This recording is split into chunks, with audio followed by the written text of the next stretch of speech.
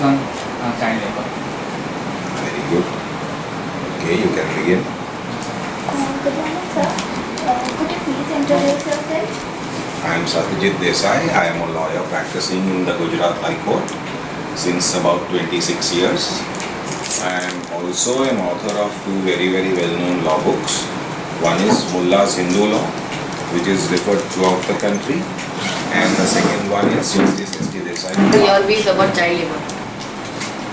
My personal views on child labor are that children should be allowed to play and learn. There should be no child labor at all, because these are your learning years, these are your formative years. That is why there should be no child labor. What is the percentage of children engaged in child labor in our country? For that, I can probably help you. I have here some statistics, and I'll give this to you also later.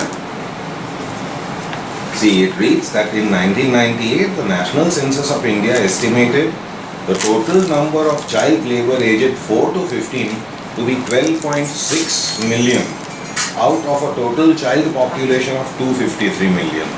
So that is quite a substantial number. And this is 98 years listing staff.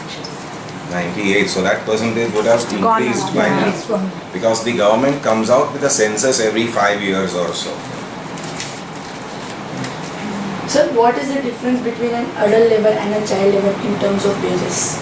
In terms of wages, there would be a very large difference, because adult laborers, they would be paid, say if there is a minimum wage, then they would be paid that minimum wage. But because child labor is perceived to be cheaper to come by, the child laborer would be paid much lesser, I believe even less than half of what an adult laborer gets.